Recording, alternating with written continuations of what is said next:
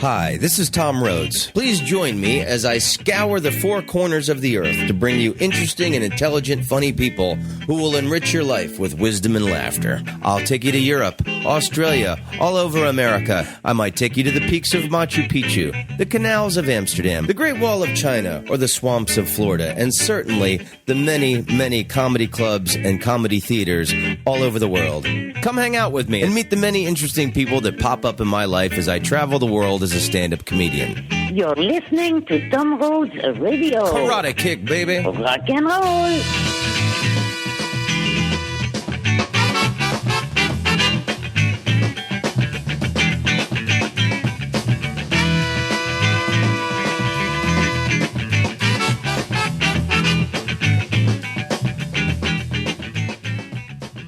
Well, hello, Tom Rhodes.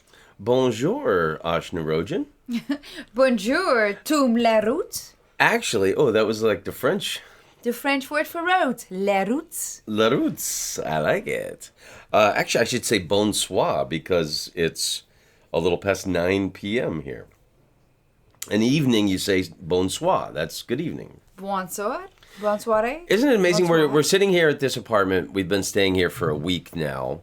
And it looks like it's like 6 p.m. outside.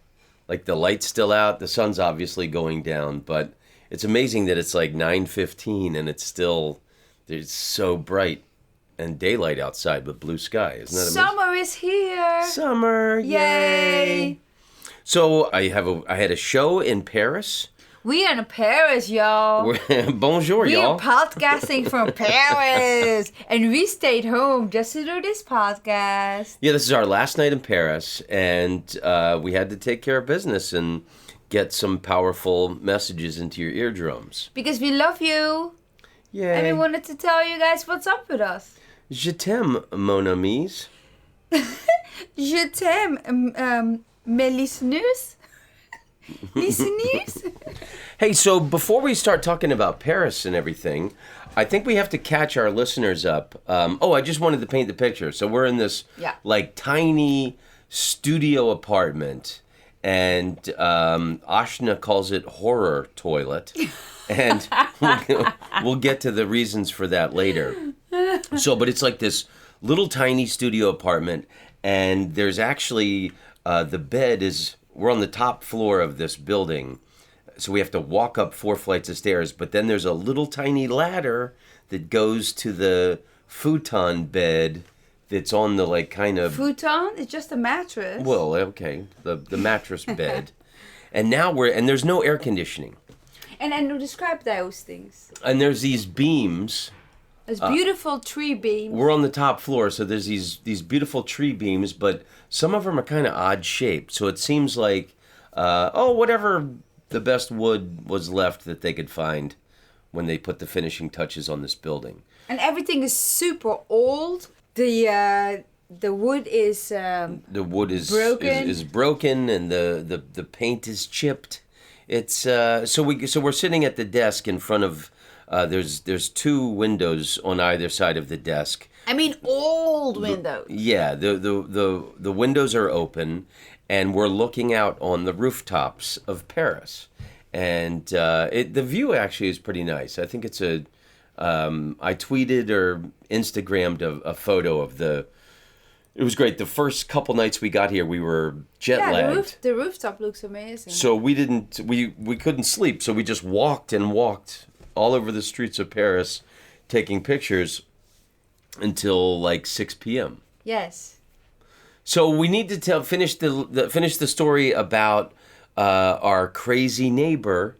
The sound complaints, right. Because just to finish that one up quick. Because the last episode, we told everybody we thought the problem was solved, where this guy he and his wife kept complaining, and we had enough, finally. Because they keep saying that we're stomping, and then when he came to the door and they gave you a hard time, and then the next day I went there, this is where we left it for the listener. I said, look... And it all seemed to be solved. Everything seemed to be solved. I said, we're going to get the people from the building to come, and we're going to demonstrate. walking and stomping. And so we did that, and we thought the problem was solved. So, cut to last Saturday before we left, because we flew to Europe on Sunday. So, this good friend of mine, Phil Leppert, guy I went to junior high school with, and high school. Super cool guy. Super sweet guy. He is a principal for a junior high school in Florida. And so he's got his kids, he's all raised them to be like theater lovers. And I love them. They're they talk about art. They love movies history, and they love theater. Movies. So they're the best, the best conversation friends. Just really great friends. Yeah, and so his oldest son lives in Los Angeles. So he brought his youngest son out to visit. His youngest son is 17. He's a senior in high school. So we are sitting there. He came over. It's Ashna and I last night in town. Yeah. And we were sitting there, literally talking. We're in our Hollywood apartment, literally talking about film and television and theater. And you said, "Hey, Phil, do you want a glass of wine?" And you went to go get a bottle of wine. Some wine, because downstairs we have this... grocery store. Yeah, a very expensive grocery store. But it is our go-to grocery store for late night ice cream and wine. So it was very easy because we didn't know if they were drinkers or not. So we thought, hey, when they come, we'll get it. They brought this because they're cool people, they brought this cool... beautiful cheeses. You brought cheese and crackers. Right. Yeah. So I thought, oh my God, I should have brought wine. That's right. That's great, because that was the part of the picture I forgot to paint. We're sitting at this table. We're eating brie and talking about theater, and you run down to get a bottle of wine, and you forgot your phone. Yeah. Well, I didn't forget. I just didn't bring it. Yeah. Yeah. So what happened? So this is what happened. It was pretty scary. So I was very happy. There was this really great evening. Mood. I'm in a great mood. I'm super happy. Everything is fine, right? We're going to Europe. It's going to be great. So I'm in such a happy mood. So I wait for the elevator. I get into the elevator. We're already 2 people there. And one other person was there that got into the elevator with me. So we live on the 4th floor. We stop at the 3rd floor. And guess who comes in the elevator? My neighbor and his wife. Me being all happy-peppy and typically Ashna. You're in a good mood, and you thought the problem was behind us. Yeah, so the first thing I said was, "Hey!" Because that's how I greet people.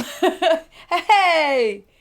And he just went off. He just said, "Oh, you think this is funny? You think this is funny?" But he came at you in an aggressive manner. Yeah, it was super aggressive manner. And he kind of gets in your face and going, "You think this is a joke?" And because I was so in a happy mood and I thought that everything was fine between us, it didn't really hit me that this was serious. It took me a few seconds, and then I said to him, "Oh, we have visitors." And then he started yelling stuff out that I thought, "Oh my God, this guy is like a Vietnam survivor that he has a shell shock post-traumatic stress disorder." Just the way he was coming at me, I thought, "Oh, this dude is crazy." And the first thing that I said, the second thing that I said was, "Oh, geez, I thought this was over. I thought we were all fine." And he just went off me. "And you guys are doing this on purpose. And I've been living in this terrible condition. And you guys are making our life a misery." And he just kept on pointing at me and being very close because, hey, this is an elevator. And there are 3 people in the elevator with us. So it's crowded. And he's standing next to me. So in my life, I have learned, I've been around a lot of aggressive people, and I just learn when something just goes, when something in their eyes goes a certain way. I call it the red haze. That's what my brother John would get. You can see when someone has lost all self-control in their eyes. I call it the red haze. So I saw that. It took me a few seconds, but I saw that and I thought, okay, right now I gotta shut my mouth and just pretend that I'm not even touched by it, right? Because he just went on and on and on. And then downstairs in the lobby, me walking outside, he just came after me and just keeps yelling at me at an aggressive way. And I really thought he's gonna do something to me. And the only reason that he didn't do anything was because the other people were in the elevator. And I thought, okay, I just gotta get out of here. And I went to the grocery store, and then I started thinking, because when I saw him, it was all survival mode. And when I was in the store, I thought, shit, what just happened to me? That was pretty dangerous. And I thought, geez, this is America. Anything can happen. And I thought, should I just buy this wine or not? Because when I go back, I have this bottle in my hand, and this bottle might be a weapon. And I just freaked out in the store. And I gotta tell you, I'm pretty man up, you know. I'm more like a boy. Yeah, you're not a timid person. You're very confident in life. I'm a tomboy, you know. Yeah. I'm very I'm not afraid of. You're not a. I'm not like a chick. Like, oh my God, it's so dark, and oh my God, it's so. But this guy yelled at you on the elevator, and as you got off the elevator, he yelled at you from the elevator all the way to the front door. Yeah. And you're thinking the only reason he didn't attack you or hit you was because there were witnesses in the lobby. Exactly. Yeah. So when I was in the store, I panicked a bit, and I'm just trying to explain that for me it was a lot to panic because I can deal with a lot of things. You're a city girl. Yeah, and I kind of grew up in a very aggressive environment. So yeah, I'm kind of tough, right? But for me to panic a little bit was very extraordinary, because everything went through my head. I thought, sheesh, now he's gonna get that. I'm just bought a weapon. I have this wine bottle, right? This guy is crazy. I could see the post-traumatic stress disorder in his mind, in his eyes. And then I start thinking about my mom, because my mom always warns me about 10,000 different things. I mean, imagine your daughter traveling the world since she was 19 years old, doing things that were, not normal. My mom, she's worried all the time.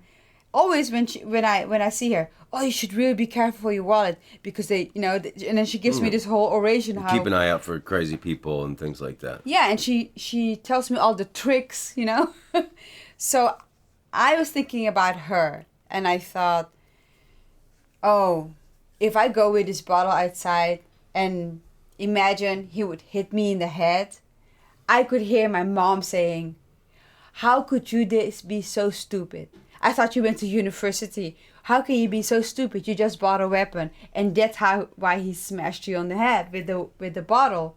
And I thought, oh shit, I should not let this happen. Not only are you going to be beaten to death by a crazy person, but then your mom's going to be mad at you. Right, but not mad, just more like. Shit, I thought I have taught you from a young age not to do things like this, and you just do it, right? Okay, but so you were so afraid. What happened?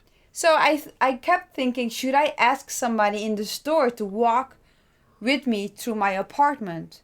To your apartment. And you didn't have your phone, so you couldn't call me to come down and help you and get you. So that's the thing. And so I'm sitting there, I'm talking to my friend Phil and his son, and, I'm thinking, oh, my wife's going to be back from the store any minute. And then finally you come back. Oh, wait. I walked a few times back and forth in front of the lobby. In front of the building. He was still there, and I could see him. I could see him yelling at his wife, this and that, blah, blah, blah. And I'm thinking, oh my God, this is very heated right now. I should not go in there. And I thought, what the fuck? I cannot even go into my apartment. We're paying this really high rent, and right now I cannot go back to my apartment. This is pretty crazy. Yeah. But I couldn't, because the stairs were closed, and I didn't know what to do. And then for some reason, within maybe 2 minutes, our really cool neighbor, Mani, his name's Manny from Israel, Manny from sweetheart Israel. of a guy. He's a doll. Yeah. He comes with his brother, and his brother's really, like a bodyguard type guy. Muscle guy. And I just went running to them, thinking I have to go in with them. And I went with them, and fortunately the guy just left. He wasn't there anymore. Within a few seconds he was gone. And I thought, oh, he might be around. And I thought, oh shit, I have to tell Manny, my neighbor, what happened.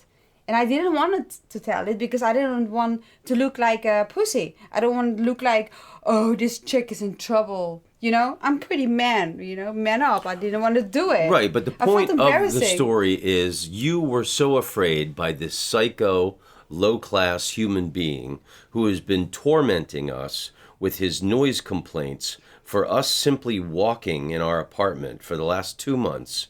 You were so afraid in your own building, you had to ask someone to walk you back to your home. Yeah, so not only being afraid, but also being embarrassed, afraid, and feeling stupid.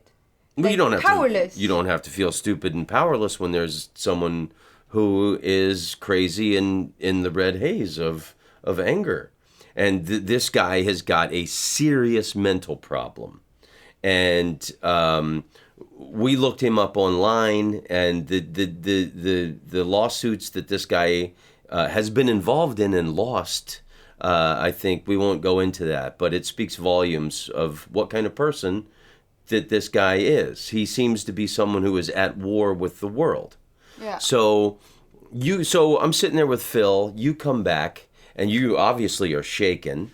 And Manny's there at the door. When I opened the door, you guys were laughing out loud. Like, ha, ha, ha, ha, ha. Yeah, you guys were having time. so much fun. Catching up, talking about, we couldn't have been having a more intellectual evening, And that's also why I felt bad. I'm thinking, man, I can't believe that this happened to me. And now I have to tell everybody what happened in the evening. Yeah. I just didn't like that whole part. You told us, and then we have these guests over, and so we're trying to get back into the conversation with them and being good hosts for our guests. And then now my brain is starting to cook with fury, and I'm thinking this fucking and you and I both knew that he was going to come knocking on our door every minute, and he did.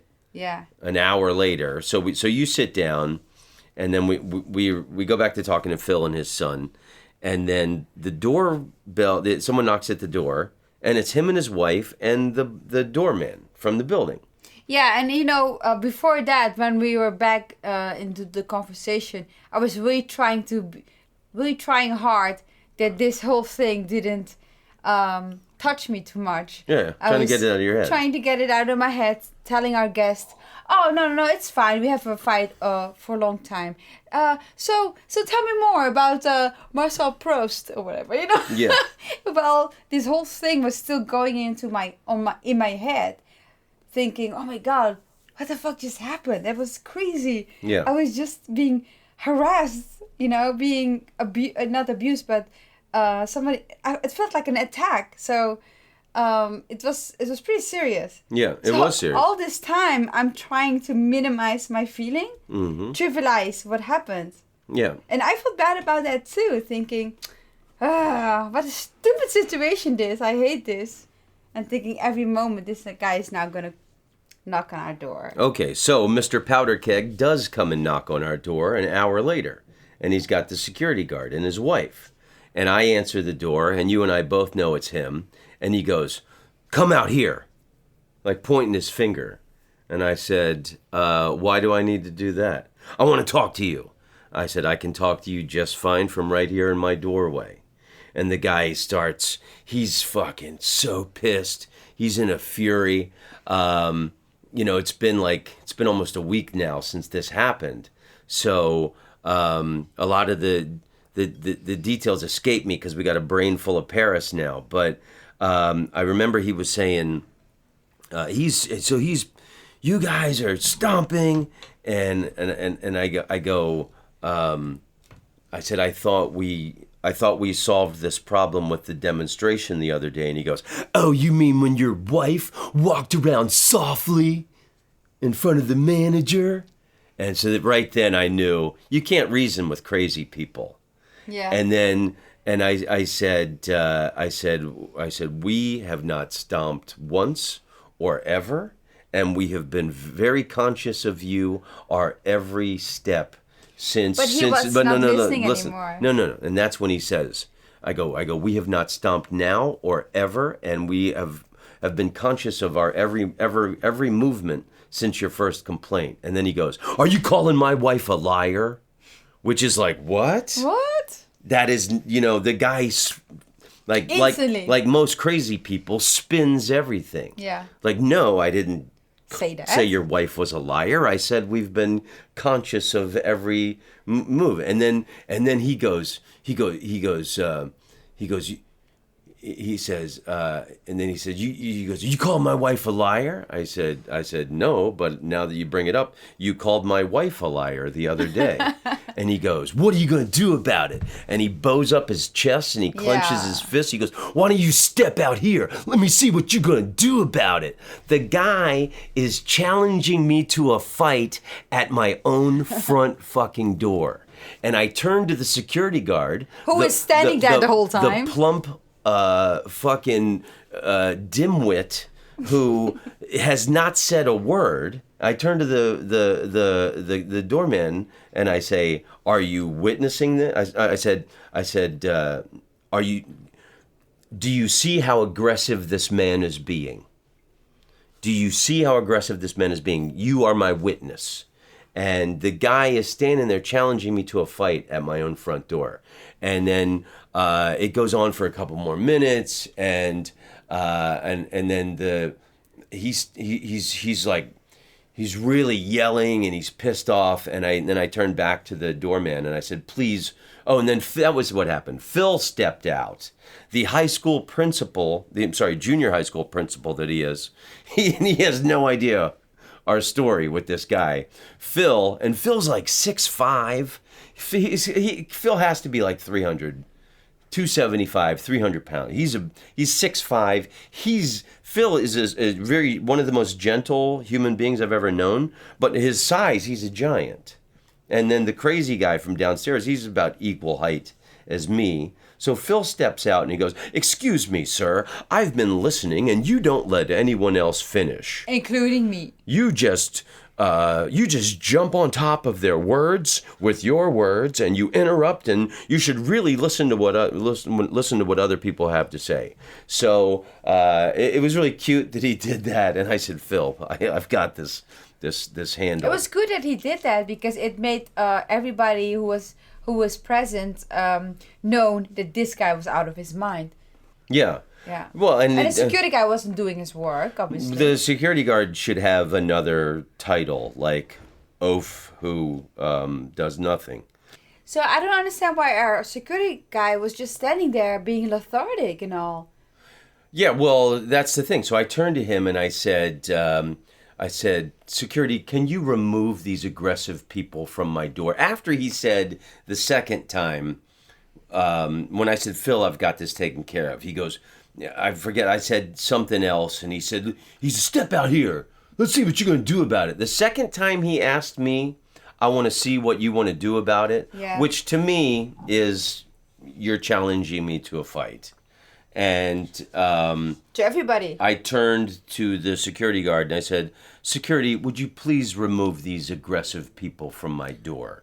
And then he finally says, okay, and he takes them away. And then, now our blood's boiling and we're all worked up, and we sit down and we talk to Phil. And it's funny, and like his 17-year-old son, we're back at the table sitting there.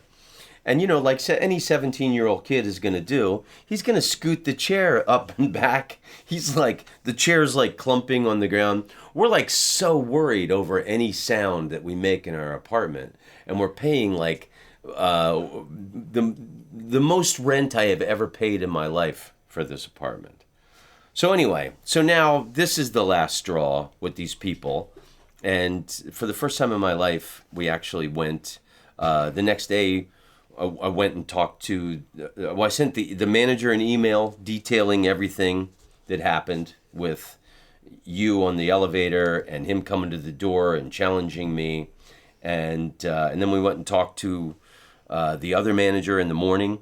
And then we went and talked to the police and made a little report about it. So apparently they are moving out. They moved out last Friday. And you and I are worried because the other doorman told him I was a comedian.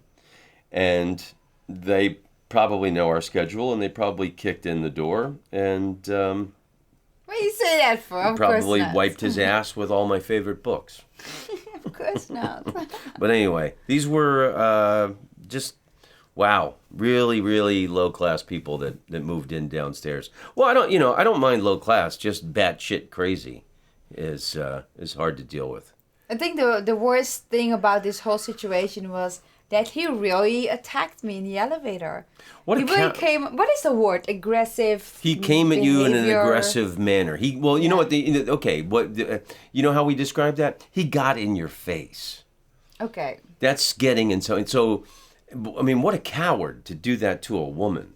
Oh my God! Can I say this? Oh, you forgot. He keeps asking, "Where's your husband?" Right? I wanted to say something else. We talked to our manager.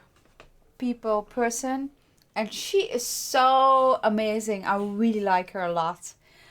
She gave a really good point. She said, I cannot understand why he did that. He has a mom and he has a wife and maybe a sister. He wouldn't like it if some other guy would get into the face of his mom or wife. He wouldn't like it. So why does he do it? And I thought, oh my God, that's such a great point. Yeah. He did something that, he probably wouldn't even like it when another man would do it to his wife. Yeah, of course. That makes things even worse. Meaning that the guy is a fucking lunatic. Right, but you can tell people's body language. And, he got in your face on the elevator, and then you made the decision at one point where I can't even say anything else now, or else he's really going to go off the handle. Right in the beginning. So you recoiled, and you weren't saying anything, and then the guy is still in your face yelling at you on the I didn't even move. It was that bad. Because in hindsight, I think... Because I said my first reaction was, "Hey!" Yeah. I think that he thought that I was provoking him right there with that, "Hey!" But you were being friendly because you thought there was no longer a problem between us. We thought we were friends now. The guy let me play his Kiss pinball machine. Yeah. But I'm not afraid of that guy. He wears wife beater T-shirts with his belly hanging out, with his massive belly, and he's got this like 80s hairdo. And he's not poor or anything, because everybody's rich in the apartment, right? Well, you got to have some money to live there, that's for sure. Right. So I think he's making money off of royalties. I don't know. Because he keeps suing all these big, huge network people. Right. He keeps losing. I don't understand. Maybe his parents are rich or something. I don't know. But anyway, so that's the story, and that's the story. While we are here in Paris, that they moved. And now we're worried about our next neighbors, thinking they just rented the apartment. And oh my God, it's so silent. We don't even hear the upstairs neighbors. Right. But we are in Paris. So I have no idea how that's gonna turn out. Because I'm worried, what if we go back to our apartment and then they say, oh my God, these neighbors are super loud. And then they are the second people who would complain about noise. And then we are fucked. No, we're not fucked. Then the building has to do something about it. Am I cursing too much this podcast? No, not at all. And then whoever it is, the next people, I'm sure they would have enough class to speak like regular civilized human beings. And that was the thing. I told the manager of the building, and I told the police, and I've never gone to talk to the police over anybody, but this guy, definitely I could feel something dangerous brewing with this guy. I said, I keep trying to handle this problem in a civilized manner, and he wants to handle it in a physical way. Step out here. I want to see what you're going to do about it. No, I'm not in high school, buddy. and but we were like, ready to fight at the grocery store. We're keeping an eye out for the guy to jump out from behind the potato chips or something, So, anyway, well, enough of that story. So we fly to Europe. We celebrated your birthday with your mom. We had my birthday? We celebrated your mother's birthday on the 4th. We took her to Antwerp, had a lovely day there. And then on the 5th, we took the train down to Paris from Rotterdam. And I got to experience one of my favorite things in the world, and that is on the Thalys train from Holland to Paris. After Antwerp, the messages, the announcements on the train go from Dutch to French. I love that. Cool. So let's talk about Paris. What do you think? Yes, other than this is a horror toilet room for me. I am a germaphobe. So a friend of ours said that we could stay in her apartment for the week. She gets evicted a week before we're coming over. And then another friend of ours from the comedy community in Paris, at the last minute, he found us an apartment we could rent for a very low price. And the apartment we're renting, it's a student who's like a 20-year-old guy that lives here. And so the place is very student filthy. But I have to say, this guy has got, it's what you expect to see in a French person's apartment in Paris. The books that he has. He's got every Camus. He's got Balzac. He's got every Voltaire book. What else does he have? I'm so impressed with this. He's got Slavoj Žižek. He's got Zizek. He's a philosophy student. And then he's got all these jazz vinyl records. So it's a tiny little studio apartment. And there's a little ladder that goes up to the mattress bed up near the ceiling. And Ashna's a germaphobe. And the bathroom is completely disgusting. And the toilet had never been cleaned. And the first thing we did when we arrived in Paris, we went to the grocery store and we bought cleaning products. Well, it's funny, like in Los Angeles, you like to get like organic cleaning products with lemon. And I said, we're not getting any organic lemon products for this job. And we're getting the high We're getting the chemicals, the really... Sure, Bonil. shit with bleach in it. So I got like dishwashing gloves and sponges and rags and cleaning products. And for the very first time in my life, I cleaned a toilet. And I have to say, I did not enjoy it. I couldn't imagine. But it was filthy. It was so filthy. Couldn't imagine cleaning toilets for a living. That would. It's still half brown, It's even worse than. And that's how much I love you. I cleaned a toilet for you. Oh, you had no choice because otherwise I would have just, left for Rotterdam again. But it was even more disgusting than gas station toilet. The whole bathroom is just disgusting. Everything is disgusting in his house. Even when you open the window, the hand things of the windows are sticky. I mean, you don't notice this, but I'm a germaphobe. Yeah. I don't want to touch anything in his house. Even the table is like full of snot. So we've just been, there's some snot on the table. Maybe the guy's, who knows what he's doing. He's 20. He's a kid. He's 20. He's probably putting one finger on a nostril and just blowing it out. But let's talk about the good thing. So we're only just kind of staying here to sleep and take showers, and it's so hot otherwise.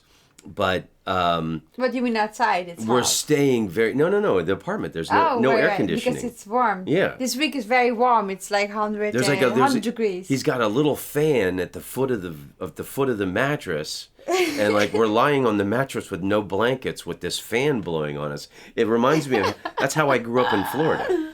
Right. No air conditioning with like a fan blowing directly on you. Yeah. So you can fall asleep. So I do have to say, even though I'm such a germaphobe and I don't like anything about this, the filthiness of it, I do have to say it's very charming. And I really like it. The guy is into philosophy and he has records. He has a record player and he has all these books around the apartment. And it's cute, So what I've been doing as a germaphobe survival kit, what I'm doing is right now in my head, I keep imagining, okay, how can I make a makeover of this space? So that's a way how to cure my germophobiness. I keep on thinking, okay, so if I would got the whole bathroom, how would I? Where should I put a toilet? And I'm imagining this really nice luxury bathroom, right? Yeah. And that makes it livable for me. You know? Well, that's funny because, my thought also is, hey, I'd love to buy this place because it's so tiny. I mean, maybe we could afford this. And it's a very good location. The location is fantastic. So we're staying near this Montorgueil. Is that how you pronounce the street? Yeah. Montorgueil? And the way that we got this apartment was, I am very grateful. Even though we're bashing the whole, because I'm a germaphobe, I'm bashing the whole apartment. But the whole situation is very, very perfect. I'm really happy, actually, that we are here. And that we're staying in this location. And then we just have to pay a small amount of money. Because it's July. And normal prices in Paris are, $250 a night? Yeah. Euros. And that was not in our planning, We thought we were going to be here for 7 days because it was free. Yeah. So I'm very happy that it's a balance, It's a balance. It's all about buoyancy, right? Yeah. But I would buy this place just for the location. I think it's so great. And of course we would gut it and remodel it, but that's dreaming. So Montorgueil, Montorgueil,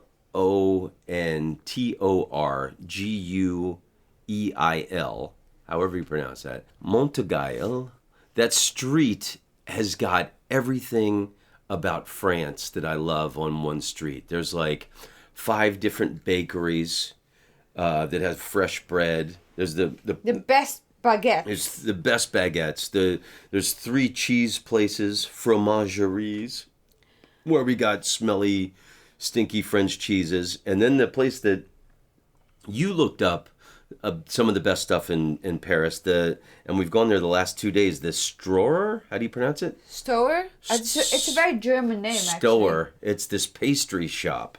Yeah. And, oh my God, the sandwiches we've gotten there. But very nice. I do have to say that the other one, the baguettes of Eric... What's it called? Kaiser? Yeah. That, oh my God. If you guys, man... We have to describe this whole thing, okay? Okay. Tom is so cute. He calls this street... Tasty Street. Oh yeah, it's so super cool I and can't American. Pronounce because he cannot pronounce it. Let's go back to Tasty Street, baby. Yeah. Cute. There's shops on either side. It's a pedestrian walking street, although a car does occasionally slowly come down the road. And all the shops are... There's a fish tons of cheese in front. Yeah. And then the second shop is a tratteur. And it has all these nice prosciutto. The another one is this cool French cafe with the cool Christmas lights on top of it. But the French ones, the light bulbs all over. And little tiny bistro chairs where everybody is smoking cigarettes Everybody and smokes drinking here. Van. Yeah, it's really great. So you're looking at me. No, I just would love if you describe the whole feeling and ambience. Well, I mean, there's just all these cafes where you can sit and hang out. And there's an escargot restaurant. We were going to try it. And then you Googled escargot and saw the pictures and said, no, thanks. Well, I know the just, escargot. I just don't want shops. to eat snails. There's pastry shops. There's bakeries. We've bought, and the baguettes are only like $1.40. Oh, that's a good point. So we're just like, yesterday we bought 3 baguettes from different places just to try them. There's a taste. We gotta. As we're walking around Paris, we're just nibbling bread. The rotis are having a baguette tasting. So, and then... And the wine is cheap, too. Yeah, and the wine's only 4 or 5 euros. But At a bistro, yeah. Yeah. So, yeah, in Paris, like, tea is more expensive than wine, which is remarkable. Or juices. The place we found on the Seine, my Perrier, is more expensive. Than wine. Isn't that great? Okay, so I was going to say that vegetarian cold pressed juice place we found on the Seine, we kept going back there. That was nice. We got caught in the rain last night. We made it there. We were like, oh, you wanted to use the bathroom. And we said, let's go back to that juice place and just have a juice so we can use their bathroom. And then it rained for 2 hours and we just sat there. It was great. And then the next day it was the record rainfall of Paris since 1995. So we were lucky, weren't we? So it's really interesting. You got the Montorgueil street, the one way, and then you go the other direction through these little windy neighborhood thing to the Grand Boulevard. It's only a 10-minute walk to the Gymnase Theater where I performed. And the Grand Boulevard, my friend Pierre the other day explained it to me, that in the 1880s and 1890s, that's where all the big theaters were. In Paris. In Paris, and that's where people went out to see shows and be entertained. Cool. So you go out of our apartment, you go the opposite way of Tasty Street towards the Grand Boulevard, and there's this big Arc de Triomphe looking arc. But it's not the Arc de Triomphe. It's some other arc. I never knew there were more. Also very big. I never knew there was more than Massive. one arc in Paris. But apparently there's two other ones on that Grand Boulevard. And that same street is Hooker Street. That was the point I was getting to. There's all of these hookers that right before you get to the Arc. But so there's the older white French prostitute who lives on the first floor that our friend pointed out. And it's almost like out of a it's funny that just to stay in an area in Paris where there's prostitutes is like the Henry Miller books from the 1920s that I've read. You know, it's just, it's like, wow. I mean, I think it's kind of cool. Oh my God, it's so funny. This is how it is to be with a comedian. The first night we were here and we saw all these prostitutes. And, you know, I'm Dutch. Prostitutes for me are just, you know, hardworking people who can earn respect. There's nothing wrong with being a prostitute. And your first reaction was, hey, Smooshy, isn't it cool? This is like a Henry Miller book. It's just like Henry Miller books. This is so great. So funny. Yeah. But... and I thought it was pretty exciting because in France, I guess, seeing how the attitude is on the street is how it is in the Netherlands. You just respect what they're doing. You know, they're doing their job. Right? Yeah, it's the oldest job in the whole world. So you just respect them and you just walk, you know, you just smile, walk further. I like that, you know. It's not something like hush hush. Yeah. It's not like hush hush and everything is being so bad and criminal.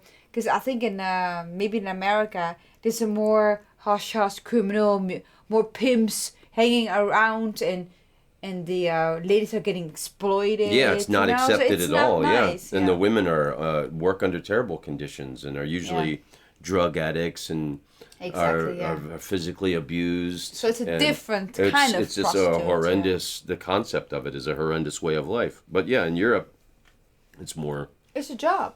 So it's not scary. That was my point. It's not scary to be around it. Right. Yeah. So anyway, I found that I think where we're staying is it's a Henry Miller book. I think where we're staying is a very Henry Miller book, and I finally cleaned a toilet once in my life. So the first 2 days we were here, I had this idea where I wanted to see the bones. There's an underground Paris where there's all these skulls. So we need to talk about the fact that I keep dragging you to see dead people. Yes, you keep dragging me to shit. There's always something dark going on.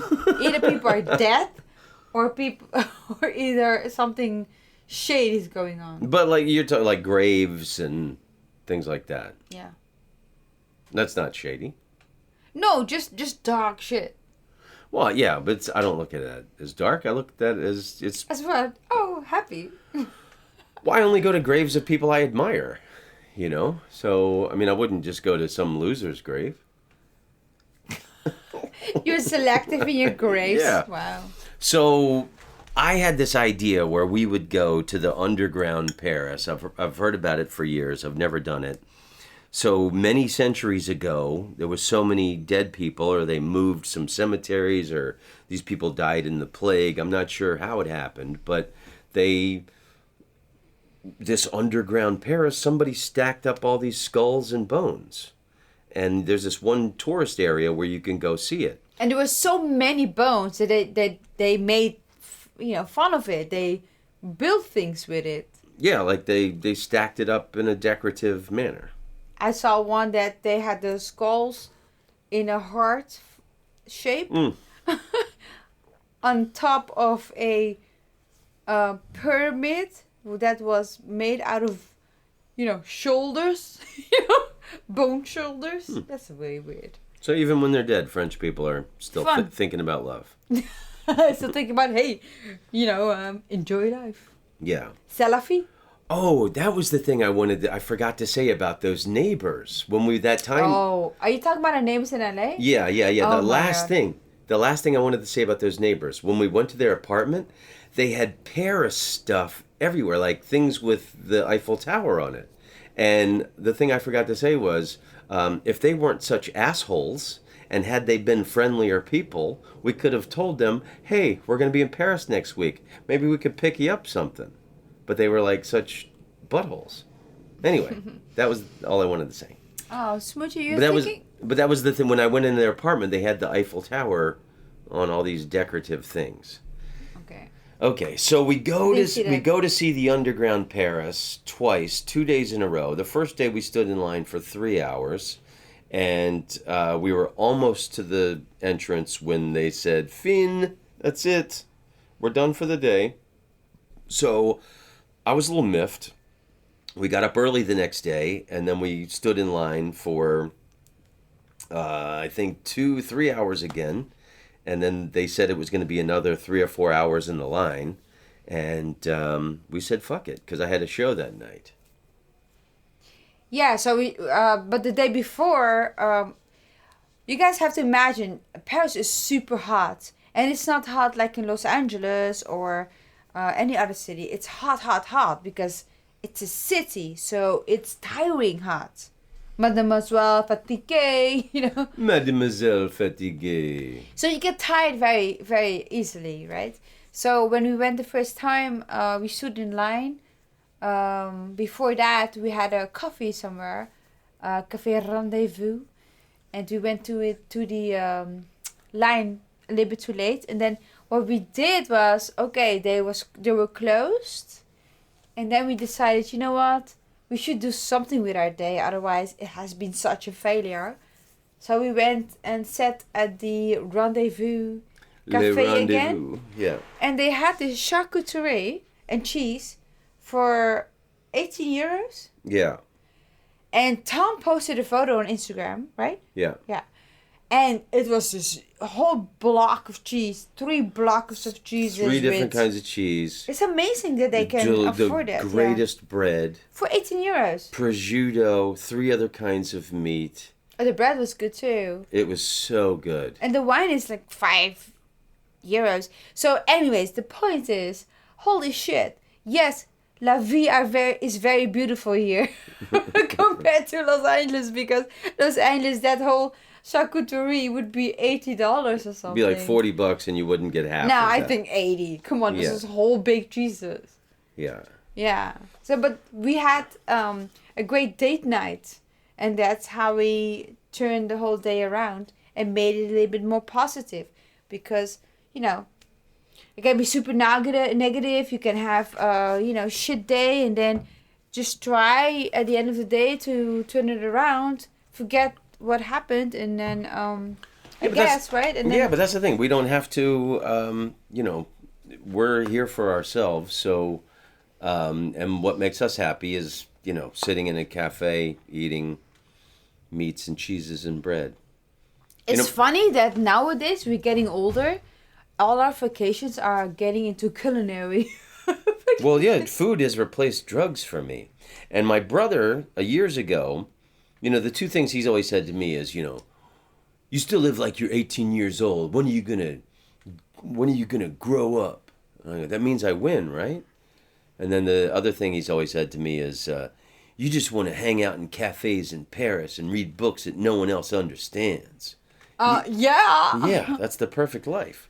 So just hanging out in Paris and tasting. There's so much tasty food here for nothing. Pastries and pâté and cheeses and You know, breads. I gotta say this honestly. In the last decade, a lot of cities in the whole world, not only Paris. Well, Paris always had really good food, but also London, Los Angeles, all the cities. You know, everybody's very culinary now. You know, food is being very trendy, with all the shows, of course, on television. Yeah. So a lot of cities have really, really, really good food, and also the trend now is becoming organic. So you see a lot of bio. That means organic, right? Bio. Shops around Paris as well. I like that. So wherever you go, Bio-organic, is that what it means? Yeah, bio means organic. So wherever you go in any city, you have great food. Right. That was not the same when 20 or 30 years ago. You just ate what that culture, had. Yeah. Yeah, right? I mean, you've been traveling for the last 30 years. When you go to Germany, you get wurst.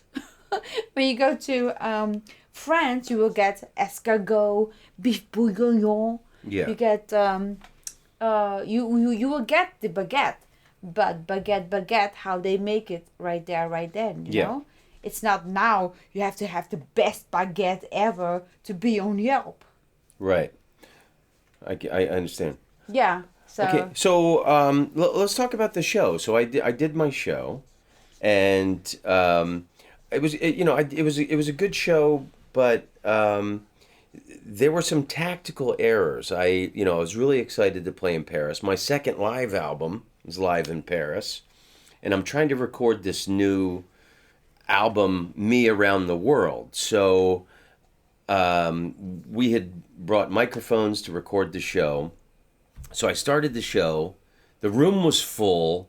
It was so sweltering hot in that room. And I started out, I said, I've got a long history with Paris. I'll get to that. I'll tell you all about it. And then some girl in the audience yelled out, "Tell us now." And I thought, oh, okay.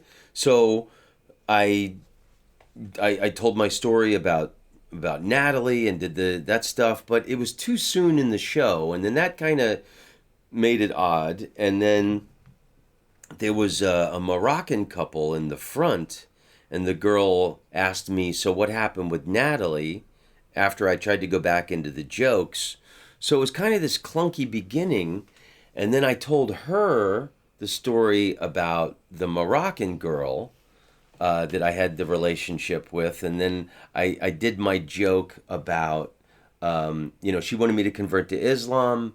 And, I don't know anything about machine guns. So that joke, so this is what I wanted to talk to you about briefly. That joke I wrote years ago after that relationship didn't work out. So as I was speaking the words, I thought, fuck, this is the wrong choice. And after I said it, I realized in Paris, after the Bataclan attack, I don't know anything about machine guns. How can I be Muslim? That joke, that you and I have talked about this personally, but we've never talked about it on the podcast, is how jokes can change meaning. So, like that joke about, about the Muslim girlfriend who wanted me to convert to Islam. I'm not going to do that joke ever again. Because after the Bataclan thing, after the Orlando Pulse nightclub shooting, the meaning of it has changed. That Trump joke that I've done, now that Trump got elected, the thing about the wall, now it sounds like I'm defending Trump. When I originally wrote the joke, I was mocking him and did it definitely to mock him.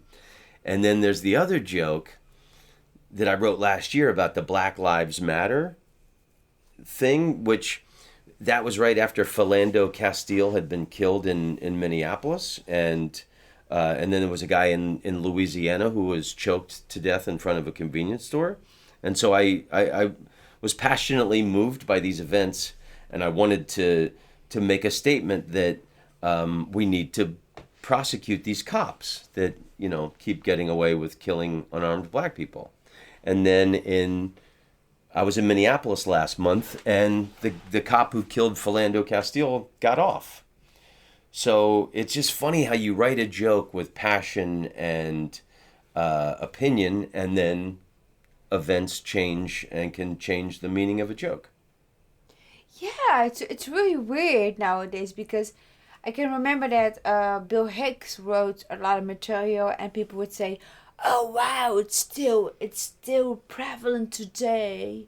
So relevant, yeah. Relevant, but I think now we live in a time that a lot of things change from hour to hour to hour. So, and, information is all the time there, and it changes so much that it's very difficult to actually say something, and then. So I think maybe the solution would be just to make jokes in a philosophical way, more in a holistic way, about... What do you mean holistic? The whole is more than all the individual parts. Well, there was this Persian comedian that, I guess he's from Switzerland. Or no, not Persian, he was Iraqi. And he was but he lives in Switzerland, and he was at the show the other night, and he was talking to me after the show, and he said, "Man, I love your stories, man. You really gave me a lot of inspiration, because no one can steal your stories. Your stories are yours, and no one can copy that." Yeah, I like that. So I think being timeless and telling the stories that you have that are yours is that's what's timeless. Oh, that's definitely timeless, because that's unique. And with those stories, you can do more art. You can write a book, you can make a movie, you can do television series, because those are stories. So one of the happiest things about the show was Pierre came, who owns the Wide Open Spaces bar. The last time, one of my favorite memories in Paris was when you and I were here 3 years ago, and it was on your birthday. Or no, it was the anniversary, my 30-year anniversary of being a comedian. So it was February 4th, 3 years ago. And it was this... So this comedian friend of ours said, "I know where you can watch the Super Bowl. This friend of mine owns this bar." And we go to this bar, and it's packed with NFL Europe fans. And I got to tell the story on stage the other night. So he gave us the VIP seating, which wasn't seating at all. It was standing behind the bar with him and his cousin who owned the bar. And the place is like packed with people.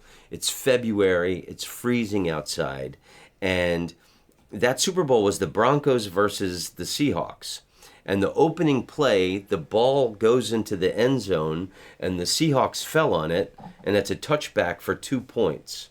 And it's a total disaster for the Broncos, for any team. It's a very rare thing to happen in football. So the Seattle fans that were there are all going, "Fuck you, fuck you, fuck you," to the Broncos fans. And our friend Pierre got on the microphone and he said, "Attention, attention, you will show your opponent respect. You will have manners. You will comport yourself with decorum. You will show your opponent respect, or you will be asked to leave." And it was like it was so beautiful and hilarious. It was the pinnacle of French fairness and equality. And so I told that story on stage. He was there. He didn't even realize what a powerful moment that was until I retold it. He goes, afterwards when we talked to him, he said, "Oh wow, I didn't realize that was unusual for someone to say." And then he's a huge Green Bay Packer fan, which is amazing because he's from Paris. And this one section of his bar, he's got all this Green Bay Packers stuff. And he was behind the bar wearing a Green Bay Packers jersey. And I told the story on stage for him the other night how 2 months ago I was in Wisconsin. And, in the past, whenever I saw some farmer in a Green Bay Packers jersey, I would have thought, what a hayseed. And now when I see some farmer in a Green Bay Packers jersey, I think, oh, that's kind of Parisian chic. So Pierre is a massive NFL fan. He's the hugest Packers fan in the world. And in fact, the website for his bar is packers.fr. If you ever... And it's really cool because his bar is very close to the Pantheon, where Voltaire is buried. So that's a little travel tip. I think Montorgueil, however you say it. Montorgueil. Montorgueil. That street is... I can't believe all the times I've come to Paris, I've never seen that street. So here's the thing. I don't think we've articulated this properly. So... it's summer, it's so hot. We walked up to Sacré-Cœur the other day, and it was like a marathon. We kept going into grocery stores to get the air conditioning. Because it's really hot. It's so hot, and you and I are standing in front of the sliced meats, because that was the coldest refrigerator the other day, to get a blast of and we're not even air conditioning people. Yeah. I don't even like air conditioning. Yeah. But it's funny, so we're walking up that street, Montmartre, which is Mount of the Martyrs. Yes. The translation. Originally it is. So it's funny, the names of the store, it was Pharmacy of the Martyrs, the grocery store of the Martyrs. That was pretty funny. Yeah. But, so what we've done with Montorgueil Street is we've gone there, so we haven't we didn't want to go to the Louvre. You and I have both been to the Louvre many of times. Been to the d'Orsay. Been to the Picasso Museum. I wanted to maybe try and take you there, but we didn't do it. Done so many tourist things in Paris. I've kissed you at the top of the Eiffel Tower on your birthday. It was super windy. Yeah. Remember that when we did that? It was February 3rd, so it was freezing. And there was so much wind up there. And I get tears from wind, so my eyes were watering. So we were kind of only up there for 10 minutes. It was one side. Tops. Yeah, there was one side we could get where the wind wasn't blasting our faces and you with your tears going down your face.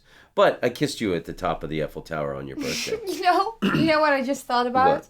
It's like all these model photos that you see, and then you get to get the backstage photos or the backstage movie of it, and it's all chilly, and the model haven't eaten, and it's chilly, and then she has to do weird movement just to have the photo right.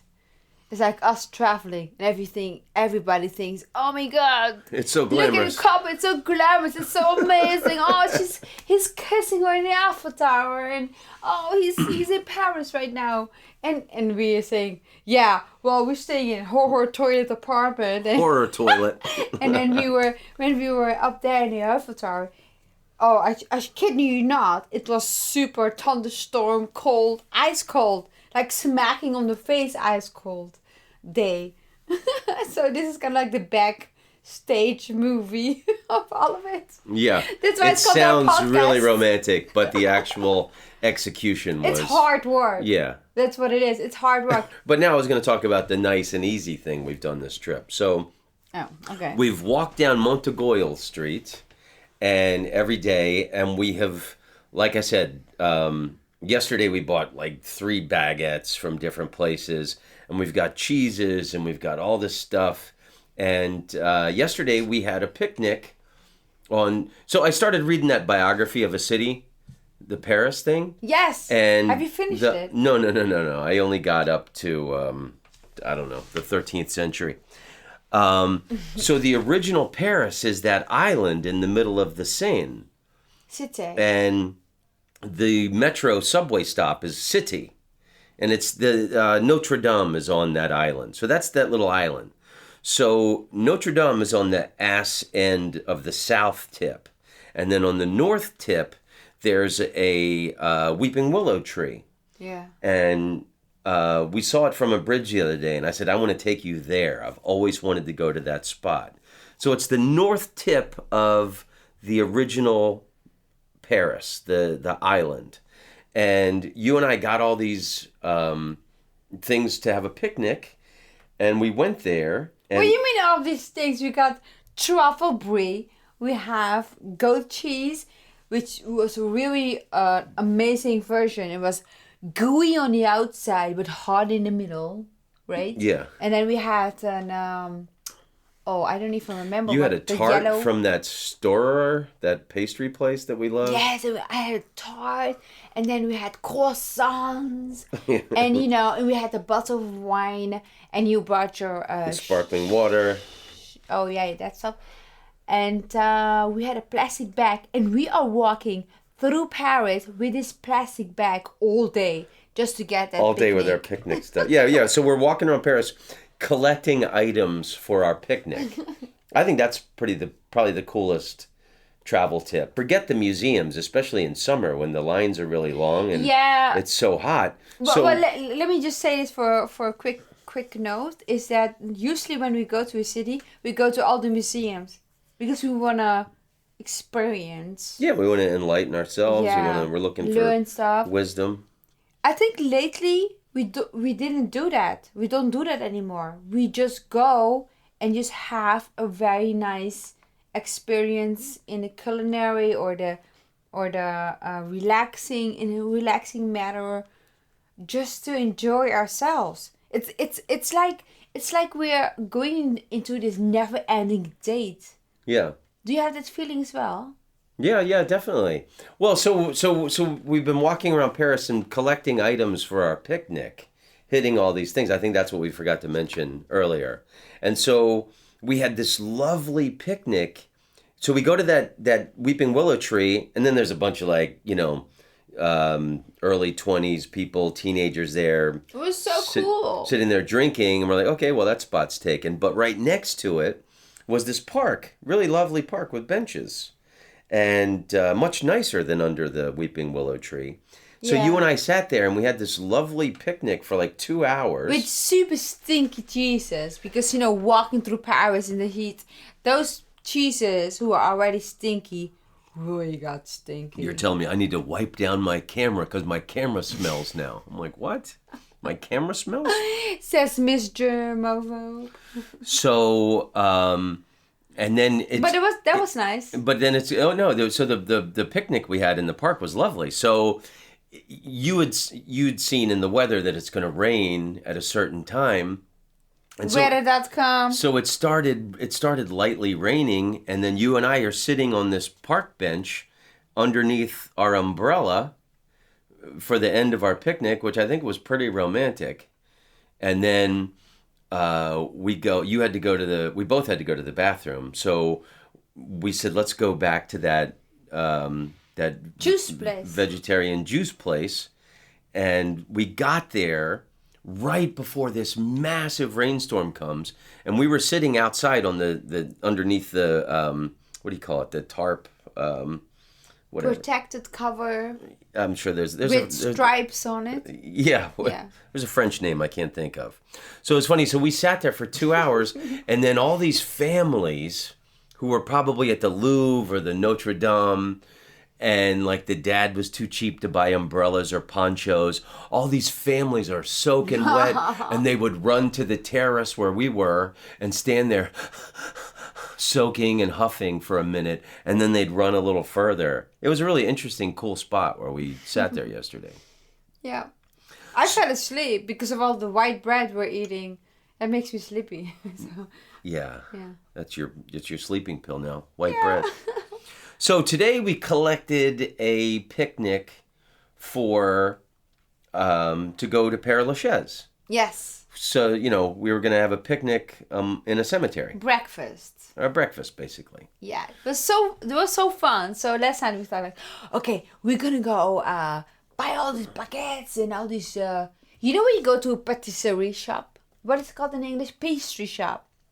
You go to a pastry shop and you get your stuff. And you always think, okay, that looks good, that looks beautiful. But you never buy it unless you have a party or something, right? Or buy a present. So Tom and Ashna went to the pastry shop and bought everything they liked. Right. That's a great point. Like, so normally those things, like, you would never... It's too chic. You don't buy it. Well, you'd never buy it. You know, they're like, 3,000 calories each or whatever, and they're probably... And they're expensive as well in America. And here it's only €3. €5, yeah. €5 a piece. So, like, give me one of those. I'll take one of those with the raspberries on it. Give me that chocolate tube-looking thing. It all looks so elegant and super beautiful. Yeah, they're little pieces of artwork. Yeah. So we did it finally. I never did it in my whole life. We bought all the tiny pastries things. And then we went to a cemetery with all these pastry things. So we went to Pere Llachaise, which I have to say, I've been to Pere Llachaise every time I've ever come to Paris. Pere Llachaise is a very old cemetery in Paris. And it's really beautiful. Yeah, and... in the sense that it's old, two... So many notable people are buried there. Yes. You got Balzac, Oscar Wilde, Molière. Molière? Molière. Thank you. Molière is buried there. Marcel Proust, Chopin. Edith Piaf. Edith Piaf, the Lumiere brothers who invented cinema. Oh my God, I didn't know that. Yeah. So it's funny, and you made the observation that it's interesting that all those other people did greater work than Jim Morrison, but the most people go to Jim Morrison's grave, and now there's a barrier around it, and there's a guard there 24 hours a day. Yeah. Because how is that even possible? Well, you pointed it out. You said, he's like the Kim Kardashian of dead people. You made the point that sexiness is more popular among tourists and people that go there than these people who wrote far better literature and music. My point was sexiness always wins. Yeah. Natalie, the French girl that was the first love of my adult life, grew up just a few blocks from there. So the first few times I went to Paris, I was a huge Jim Morrison fan. Were you really? Totally. I had really long hair. I wanted to be Jim Morrison. I wanted to be the Jim Morrison of comedy. Oh shit, you were really a fan. The fact that he loved the blues and he was from Florida. So I told you the story today about Jim Morrison. All right, this is what I wanted to say. When I first started coming to Paris in the 90s, there was no guard, there was no barrier. You could go there and sit and drink wine. And, you picture having your moment with Jim, but there was always like some stoned Belgian kid sitting there, or there was always people around. So there used to be a bust of Jim Morrison's head on top of his grave, but someone stole that. And so I was explaining this to you today. I read on Jim Morrison's grave, it's got his name, and then the year he was born, the year he died, and then there's Latin underneath it. And I read or heard years ago that in Latin it says, "I have the devil in me," on Morrison's grave. And his family had that put on there, is the story that I heard. His family, his father was like an admiral in the Navy, and he blew off his family. He was going to Florida State in Tallahassee. He was born in Melbourne, Florida. He's going to Tallahassee, and he disappeared for 2 years. His family had no idea where he was. This is in 1965. Yeah. Yeah, he hitchhikes to Los Angeles from Tallahassee, and his family had no idea where he was for 2 years until his younger brother came home with their first album, The Doors, and said, "I found Jim." And he put on the record. And the very last song is called The End. And in that song, he sings about he wants to have sex with his mom. "I want to fuck you all night long, mama, yeah. Hey, mom, you're looking real sexy." It's this really weird... So you think they interpreted it like it was the mom, literally mom? Because, when you say, "Hey, sexy mama," it could be just your friend. No. He didn't say... Well, I mean, it's If you listen to it, he's talking about his mom. Really? Yeah, it's really bizarre, but it's a good song. Well, maybe it was Freudian. Sigmund for whatever reason. So when I first came to Paris, like the second time, I used to only wear jeans and cowboy boots and T-shirts, and I had the long hair. Was that because of Jim Morrison? Well, and Jim Morrison and Native Americans and, It was because of Tom Rhodes. I wanted to be a rock star, But it was also because of Native Americans. But I thought I wanted to be the Jim Morrison of comedy. And I actually went there. I had a pair of cowboy boots where I had worn out the soles. They had holes in the bottom. And I went to Jim Morrison's grave and I sacrificed them on his grave. What, the soles? I put my old cowboy boots. You did? On his grave. I woke up early, like 9 a.m, went over there, put my boots on his grave, and then I went back, and then Natalie and her mom woke up, and we had breakfast and coffee, and then I walked back there a few hours later, and the boots were gone. And then the security guys was walking. No, there was no securities then. That was before the security. You didn't hear what I said, really. He's walking around with the boots. Anyway. You did that, really? Yeah. Wow. That's how much I love Jim Morrison. But I don't understand. Why would you do that? Do you think like the ghost of Jim Morrison will take the boots? I'm into symbolism. I just thought it was cool. I just thought it was a cool thing to do. I'm all about doing cool things. But it's funny. So now I'm 50 and I'm back. We go back to Pere Llachaise, and that was the last grave we saw, and he's the one that I'm the least interested in now. Oh, is it? You didn't tell me. Okay. Yeah, that was the point. Like, I told you today. I go, oh, we don't need to see that. I've seen it a bunch of times, and then it was going to start raining soon, and the rain hadn't come yet. And we were leaving. I said, you know what? Let's go see Jim Morrison's grave because just to have one more picture. Because I said, I could line up all the pictures of me at Morrison's grave through the years. I've probably been there like 7 or 8 times. Yeah. And you could see me through the years. That would be interesting. So it's interesting that now I'm 50 years old and he's the one that I'm least interested there. I mean, Pere Llachaise, it was great. So we had another great picnic today with the things that we collected from Mongolia. Today was super hard because it was so tiresome. We went to the grave and then we walked and walked and walked. I get so tired about the whole thing, right? There's these odd cobblestone streets there that hurt your feet. And you wore boots, and I had tennis shoes on. Yeah, so it's very difficult to walk. It's amazing. It's very beautiful. It's amazing.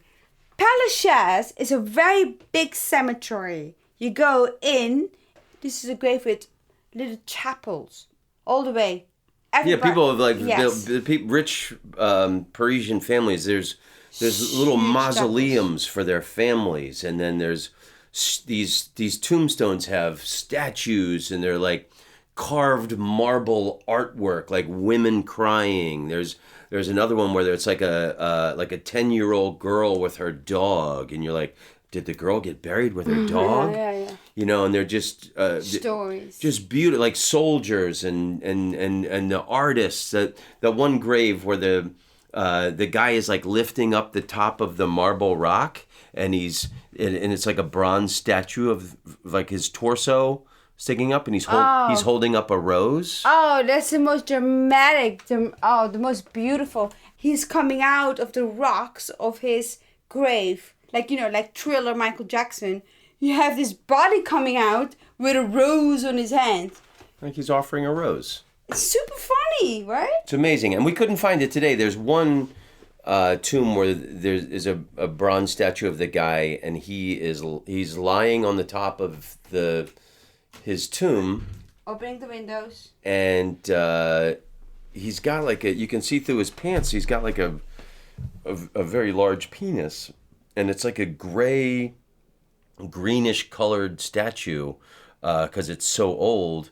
But the Parisians have all rubbed the penis, so the penis is like shiny bronze. Yeah, that's the same with the guy who's coming out of with the flower. it shows his nipple, and the nipple was all shiny. And then I had a picnic on the cemetery. Yeah, so we had a nice picnic among the dead people. And you asked me if I wanted to be buried or cremated. And what did you say? Well, I've had this thought and this joke before that I want to be significant. I want to leave my mark. I want to be rich enough that I can, because, it was Pere Llachaise and going to Jim Morrison's grave that gave me the idea to start going to graves of people I admire. That was where I got the idea. Oh my God, I did not know that. Yeah, so I think there's something really cool about going to graves of people you admire. So I want to be rich enough where I can leave enough money. I want my grave to have a jacuzzi on top of it, and I can leave enough money where it's constantly cleaned and it always has fresh water in it. And then when people come visit my grave, they can sit in the jacuzzi and chill out for a minute and think, wow, you know what? He really was a nice guy. I love that joke. Okay, so let's talk about the people that we saw today. So we went to Balzac's grave. And I should tell you that stupid joke I wrote years ago, which you think is so stupid. Oh my God. All right, I won't even say it. Okay. No, say it. Let our... I got the gig in Paris because they heard that my specialty was talking about the philosopher Balzac. But when I got there, they found out my specialty was talking about my Balzac. Hate it. Yeah. Well, that's a younger me that wrote that joke. No, it's good. No. Tastes are different. I didn't even do that joke this time here. Hey, when I don't like a joke, doesn't say about how great, Okay, let's go through the people that we saw today. So I collected some great quotes for you. So first we went to Balzac's grave, and I want to read Balzac because this guy we're staying, he's got like 5 different Balzac books. And so I looked up some quotes. These are Balzac quotes. Are you ready? Yeah.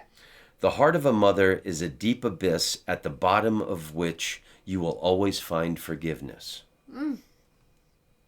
So true. True love is eternal, infinite, and always like itself. It is equal and pure, without violent demonstrations. It is seen with white hairs and is always young in the heart. I don't know about that. It's bullshit. Okay.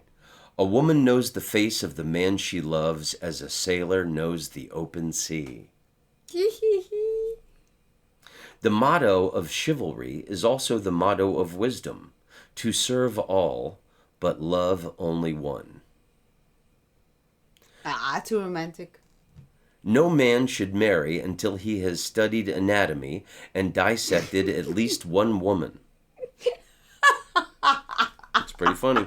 It's pretty dark. This is Balzac? Yeah, that's great. No man should marry until he has studied anatomy and dissected at least one woman. Jesus Christ, he was just not good. It's funny. Okay, the majority of husbands remind me of an orangutan trying to play the violin. Okay. The more one judges, the less one loves. Love is the poetry of the senses. Laws are like spider webs through which the big flies pass and the little ones get caught. Oh my God, yeah. In diving to the bottom of pleasure, we bring up more gravel than pearls. Really? Here's the last one. This is good. Power is not revealed by striking hard or often, but by striking true. What? Can you say it again? Power is not revealed by striking hard or often, but by striking true. Okay, so then we went to the grave of Marcel Proust, who I've never read Proust, and his was the most difficult grave to find today. Okay, so here's some Marcel Proust quotes. Happiness is beneficial for the body, but it is grief that develops the power of the mind. The only paradise is paradise lost. Love is reciprocal torture. See, no, it doesn't make me want to read his books. No, you're funny. When you read a quote, you gotta stop and you say, wow. And then we think, oh my God, wow, indeed, you know? Or Because if you just do like, la la la la la la, oh, okay, la la la la la, okay, you know, then or you think, you know. okay, well, I don't need to read that guy.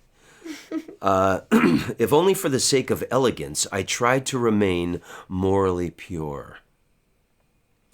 Yeah, okay, so... No, I didn't understand it. It's kind of stupid. Let us leave pretty women to men devoid of imagination.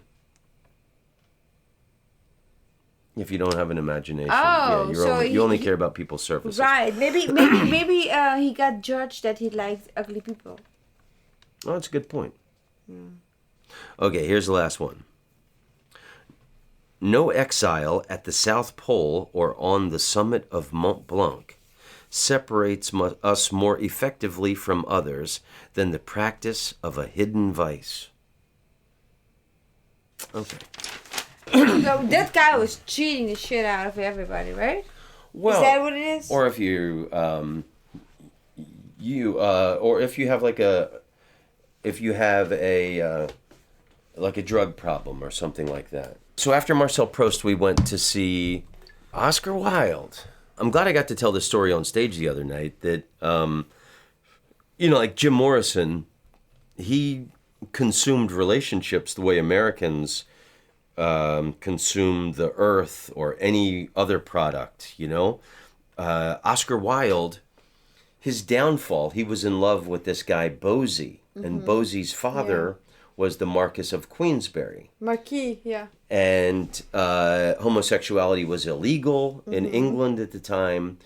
And there was a big trial. Oscar Wilde was sent to prison and had to work in a work camp. And that his years in the work camp destroyed him.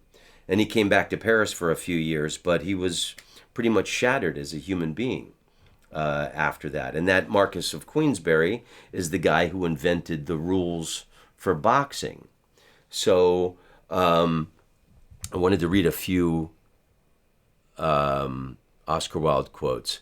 I think that God, in creating man, somewhat overestimated his ability. Mm-hmm. It is absurd to divide people into good and bad. People are either charming or tedious. The only thing to do with good advice is pass it on. It is never any use to oneself. So when Oscar Wilde died, his last words were supposedly, here in Paris, he said, either this wallpaper goes or I do. It's a pretty funny thing to say on your deathbed. But you don't think it really happened, right? Well, the joke that I did was really, was that his last words? His last words might have been gurgle, gurgle. True friends stab you in the front. That's great. Fashion is a form of ugliness so intolerable that we have to alter it every 6 months. Good one. There is only one thing in life worse than being talked about, and that is not being talked about. Good one. Then we went to Moliere's grave. Mm-hmm. And I've never read Moliere either, but that's someone else I would like to read. So instead of reading Proust, I think I'd like to... The Human Comedy, or the Balzac book, there's that store that we keep taking pictures of on Montorgueil, where something in that book took place there. Yeah. So I want to read that. And I want to read Moliere. And that's it. That's all I got. So and then after Moliere, we went to Jim Morrison's grave, and then it started raining. Can I ask you a few questions yes, please. About the whole thing? You have this obsession or interests, like people who collect stamps. You collect a photo with you with graves of people. Yeah. So, of course, the first question is, what is so interesting about it that you pursued that your whole life? Well, I mean, they're like people that meant something to me, and it's just my way of paying honor to them. Like I was such a Jim Morrison freak, I paid honor to him by sacrificing my old boots on his grave. Yeah. When we went to Lightning Hopkins' grave, I brought roses and booze. I brought a glass of whiskey. Yeah. I put ice. Not just next to Jim Morrison's grave, people had put like Whiskey. cheap little bottles of whiskey. Yeah. But for Lightning Hopkins, it's like the way Asian people, like Chinese people and Thai people, they have the altar. So I think it's kind of that thing, my way of honoring people. And I these people touched me somehow. But it was Pere Llachaise is where I got the idea of visiting the graves of people I admire. Yeah. Yeah. So I like it. So you are very spiritual, aren't you?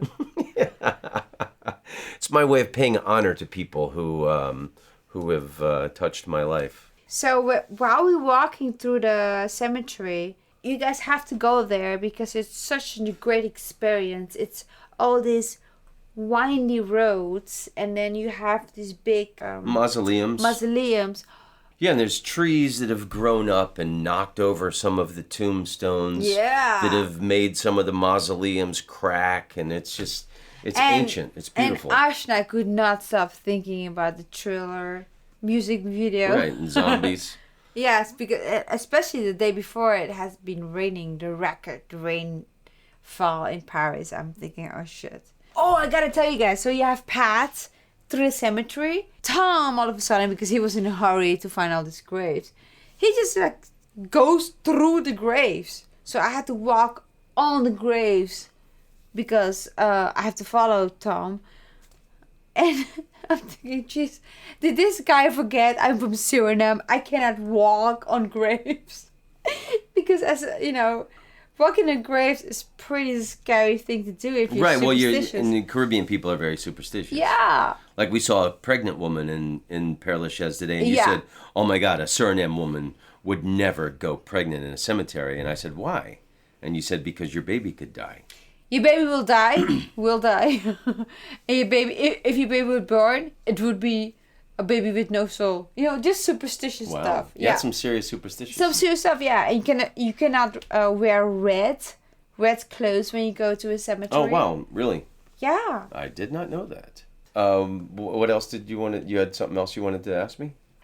I'm wondering about you because you've been going to Pere Llachaise since you're 20 and now you're 50. 22, I think. 22 or 23 was the first time I went there. 22, 23 until you're 50.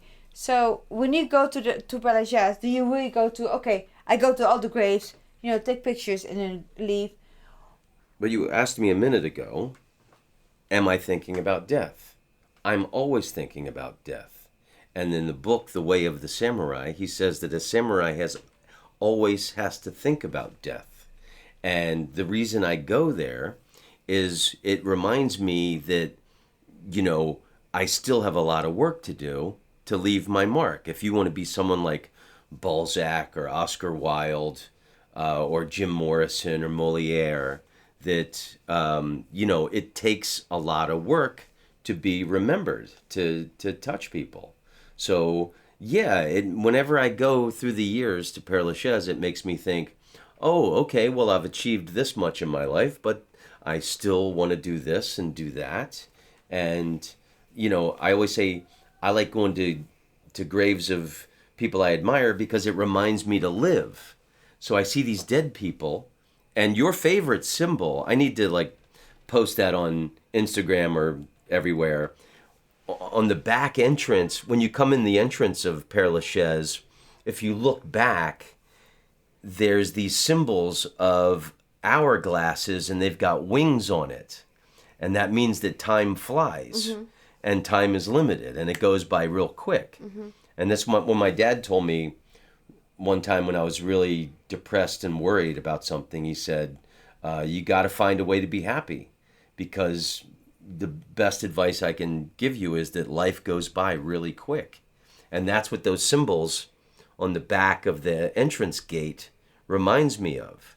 And that's basically what I think of when I go to Pere Llachaise or Lightning Hopkins' grave or Mickey Mantle's grave, Bon Scott, anybody that wow, I got to get busy I gotta keep working hard. So that's what it makes me think of. C'est très magnifique. Très magnifique. Well, I have to say, this has been my favorite trip to Paris of all the trips that I've been here. And, I'm older. I didn't do any touristy things. We didn't even get close enough to the Eiffel Tower to take a picture of it. Yeah. This visit to Paris. And this was my favorite trip because I just had picnics with my smoochie all over the city. It's pretty great, huh? Yes, it was wonderful. Incroyable. Incroyable. And tomorrow we take the train back to Holland. Hey, what do you know? We are back. Hey, we're back. And I guess we wanted to add a few more things before we leave. We just got a couple hours before our train now. And it's a nice, long, happy Paris episode.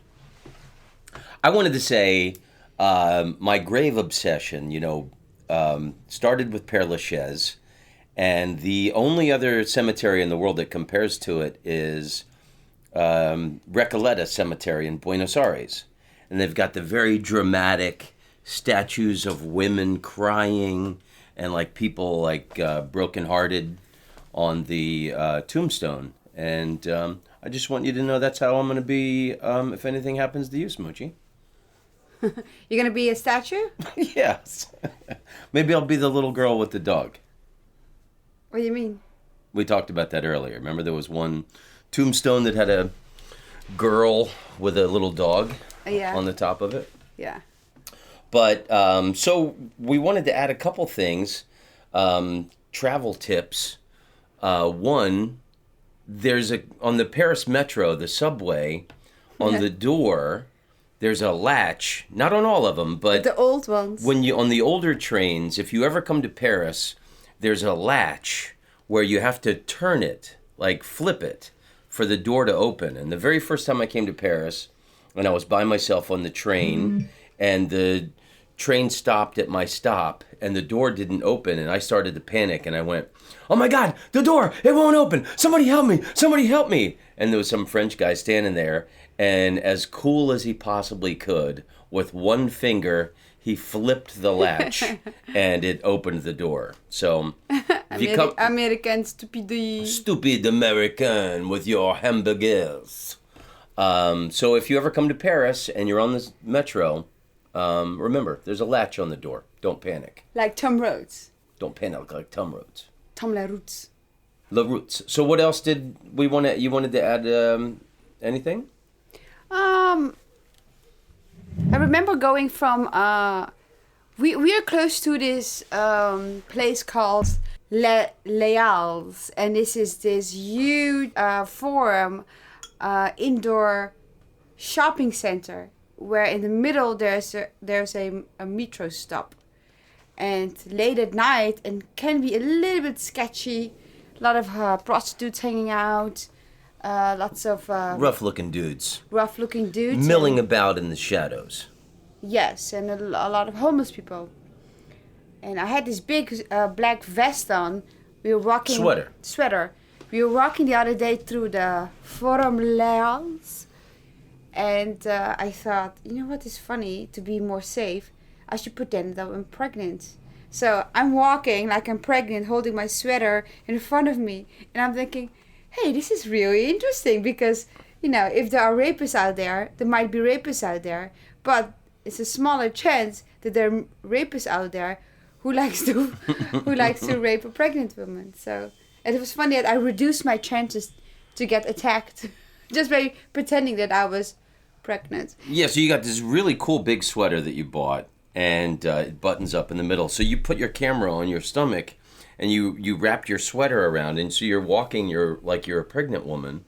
And it wasn't my idea, because there was this lady sitting there, and while Tom was taking photos somewhere, she said, "Oh, mademoiselle, bibi fatiguée," and I thought, oh, she probably thinks I'm pregnant and I'm tired right now. And then I thought, hey, that's a good way to go through that sketchy neighborhood, just pretend that I'm pregnant. It's genius. Like I told you years ago when I first went to London, I bought a violin case at the Camden antique market, which apparently yesterday just burned to the ground. According to the news, there was a big fire there. So when I walked around London, the first time I went to London, I thought, man, it'd be cool to walk around London with a violin case. Mm-hmm. And I was right. I had this whole new identity. Respect. I mean, I had long hair, but I could just tell by the way people looked at me. They were like thinking, that guy's, he's a classically trained musician. And people opened doors for me. So you found the one thing that's cooler than walking around with a violin case, and that's pretending to be pregnant. But that's more for protection. Not get raped at night. Yeah. Yours is just being Mr. Cool. Well, I thought it was pretty cool. But where that, you pronounce it Les Halles.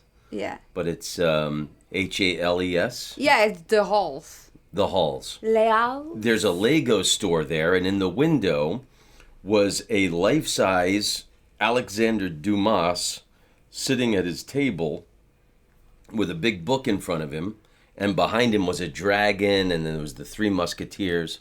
Alexander Dumas was total French badass. And one of my favorite books of all time is The Three Musketeers. Cool. Did I ever tell you how I read that book? I was playing in Dayton, Ohio for a week, and I read that entire book in a week. Maybe Dayton, Ohio was such a shitty time that book was your escape. Yeah, it was, and I loved every minute of it. Cool. And sometimes boys from Gascon need to be taught a lesson. What does that mean? I have not read the book.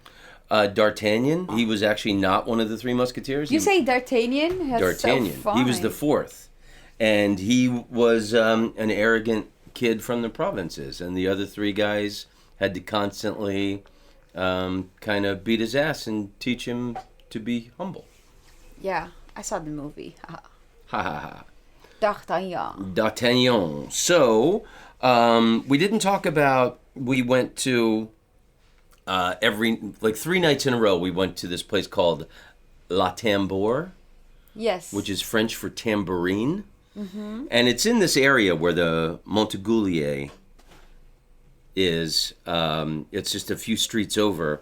And the place serves food until 5 in the morning. Did we already say that the first time we went there and then you didn't want to go, you wanted to go home, and I said, no, let's check this place out. It's still open until 5 o'clock. We should really do it. We are exploring new territories, and you didn't want to go. And at the end, it became our favorite spot to go at late at night. Yeah, well, it just shows you you're fighting your wife. Well, or getting old, or your instincts or something. It was like 4 in the morning. We're walking around middle of the night in Paris, and it looked like there was just a bunch of young drunk people in front. And I thought, I don't want to go with a bunch of young drunk people, but this place is open and serves food until 5 in the morning. La Tambour. And I'm talking about good food, not talking. And that's French for the food. Tambourine. La Tambour. Right? Yeah, I think so. So we went in there, and one problem, not a problem, but a thing, the stereotype of French people, and we just saw it at the Starbucks, and we didn't buy coffee. We haven't been in a Starbucks all week. I just popped in there for 2 seconds. But you see people with a lot of attitudes. Sometimes people just can be cunty in Paris. And at La Tambour, the guys that worked there were like the nicest people in France. Super nice. Just absolute sweethearts. And every night they were welcoming to us. And we went there like 4 nights in a row and sat there till 5 in the morning. So the last night we were there, this really drunk guy comes down, he sits down, invites himself, "Can I sit down at your table?" And, first he started speaking French to me. And then once he found out that I spoke English, he said, "You look like a very famous French director. He's a very good director. He's a great director." Lots of hand gesticulations. So we're talking to the guy, and he's plastered, drunk. We're like, yeah, let's meet somebody. Let's talk to this guy. And then he's telling us that he's in the fragrance business. And I said, so what fragrance do you work for? And you wouldn't know it. And I said, well, there's the famous brands, and then there's all this shit. And he goes, it is not a famous brand. But he said, he started going on, he starts getting sad or melancholy. And he says, it is a very hard time to be in the fragrance business. I thought that was a very funny sentence. People do not want to smell nice anymore. It is a very tough time to be in the fragrance business. With the smelling and the good nostril sensations. So, what do you think? What was your impression of the place? The tambour? Mm-hmm. Yeah, I really liked it. Took a photo of you late at night in front of it, and it looks gorgeous. Awesome. I think all cool people hang out there. And what was cool that we discovered later is that our friend who lives here for, 20 years, was very impressed that we knew that place. Oh, yeah. Yeah. The two people we mentioned it to who've lived here forever went, oh, wow, if you know the tambour, you've definitely got Paris dialed in. So that was cool. So that's a good tip for you if you ever come. I like it. French people just, they really take time. They go to a terrace. They have drinks. They have aperitif. Yeah. And they hang out with friends. They have conversations. They really figured out life, don't they? They really have great balance between work and leisure. Yeah. So I don't understand why they're all so miserable all the time. Well, I talked about it on stage where there was a joke that I did about that the French used to be very optimistic people. They weren't always pessimistic and miserable. There was, when the Eiffel Tower was built, there was a guy that showed up with the homemade wings and said that he could fly. And the whole city gathered around the bottom of the Eiffel Tower. And like 1911, something like that, he jumped off and hit the ground and splattered. Yeah. And then that was the event that made people in France. That was the event? Then they were pessimistic from then on. The dude with the homemade wings said, lie to us. I do the worst French accent. No, I like it. You do? You like bad accents? It is feasible. A titty could have popped out. That's what a titty does. Pops out all the time. Je suis désolé. I'm sorry. Can you teach any other French? Je t'aime. Je t'aime. I love you. J'ai oublié mes keys dans la chambre. What's that mean? I forgot my key in the room. Oh, really? You know how I know this? I had French in school for many, many years, so I was very good in French. No kidding. Yes, I always had A pluses, right? The 10 out of 10. I was really good. But then when you stop having the classes, you forget. Yeah. With the years passing by. So I remember being very young and I was in Paris, and then I forgot my keys in the room. So while I was going from the highest level to the reception, I kept on thinking, I want to do this in French. So I kept on saying, okay, that's j'ai oublié mes keys dans la chambre. And I didn't want to fuck it up. So I was reciting that sentence over and over again. And while I was downstairs, the guy looked at me and I said, oh, hi, I forgot my keys in the room. But I just never forgot that sentence. Oh, that's funny. Yeah. Because I told you the story when I was a kid. I was 12. My mom's cousin from Argentina was visiting us, Uncle Tito. And my grandmother called Uncle him. Tito? What a cool name. My grandmother called and wanted to talk to him. And I said, Mom, let me say the telephone is for you. And so she said, okay, telefono para ti. That's Spanish for... Para ti? Telephone for you. And so I was walking down the hallway in my house all the way to the back room where he was at. And I'm exactly like you're saying. I was repeating to myself over and over, telefono para ti, telefono para ti, telefono para ti. And I got to the door of the room where he was at and I went, hey, Tito, telephone, man. Yeah. That's so funny. I blew it. I learned a French sentence this week, and it's l'addition, s'il vous plaît. What's that? Can I have the bill, please? L'édition. No. L'édition, s'il vous plaît. And then also, I going to the grocery store in Paris. My favorite Dijon is Malais. Yeah. How do you say that right? Maille? Maille? Malais? I think that's the word for mustard, right? Maille. Is it? Yeah. Oh, I don't know. It's the standard word, right? It's a Dijon mustard. And in the States, it's like $5. And here, it's $1.50. And the bottle is big. They give you, it comes with a special, the jar you can keep as a drinking glass. And it's only $1.50. And so Can we buy 2 more? We should buy 2 more. I'm already leaving with 2 of them. People, we always have the weirdest souvenirs in our house. You have to come. Now we have 2 mustard jars we use as glasses. Oh, I gotta tell you another souvenir. But the thing is, so the thing we discovered at the picnic, the outer hard bread of the French baguette. Yeah. Dipping it in the Malais Dijon mustard. Yeah. That's a Tom Rhodes invention. That was nice. He discovered a really nice French baguette, and you just dip it in mustard. The outer crunchy part, dip it in the mustard. Yum. Okay, go ahead. I gotta tell the souvenirs that we got. We might have already told you in another episode. We have all these 99-cent store coffee mugs and plates of Jesus. The Last Supper. Pictures, yeah. The Last Supper, Maria. I think it's very Mexican, right? Yeah. Those from the 99-cent store. It's all very Mexican Catholic. And I like the coffee mugs that have Jesus on it. Because then when coffee runs down the side, it looks like Jesus is crying coffee. And we always bought it because we were going from hotel or we were staying in an apartment.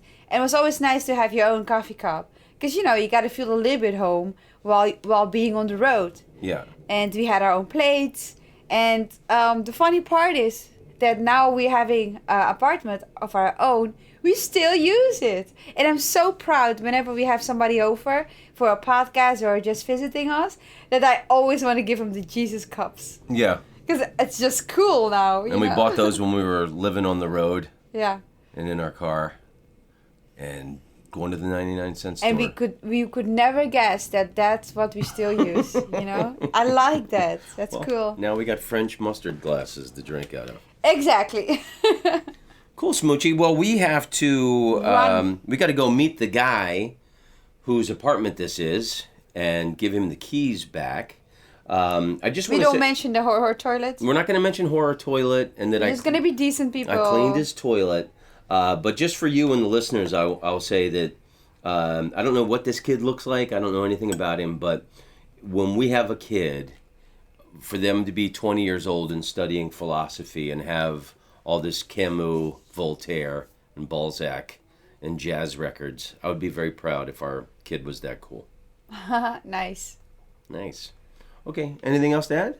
Yeah, I think how we should leave because, sometimes, actually most of the times when we stay at somebody, even if it's a hotel or apartment, I tidy the place a bit. Yeah. I don't want to, leave the place messy or dirty. And this time it's not. I'm just going to leave You're going to blow some snot on the table. No, I'm just going to leave everything how it is. And I think maybe we should, the thing that you bought. Yeah, the cleaning product. So when you come in the room, it's a really tiny room, studio.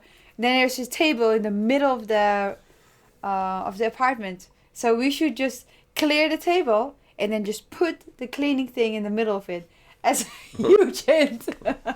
Well, however we leave the apartment, it will be cleaner than the way we got it. So, but in a couple hours we're going to be back on the train heading back to Holland. And I'll be editing this podcast on the train. Fantastic. Well, I miss Paris already. I think when we come back in December, I might come down and do this gig again.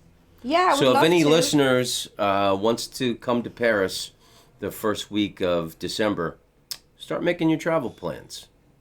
We'll share some Malais mustard and crunchy bread together. Let's hang out in Paris. Paris? Oui. J'ai oublié mes keys dans la chambre. Hey, Tito, phone for you. Hey, Tito, telephone, man. I love you, Smoochie. Je t'aime, Tom la route. Au revoir, mes amis. Bonne Journee.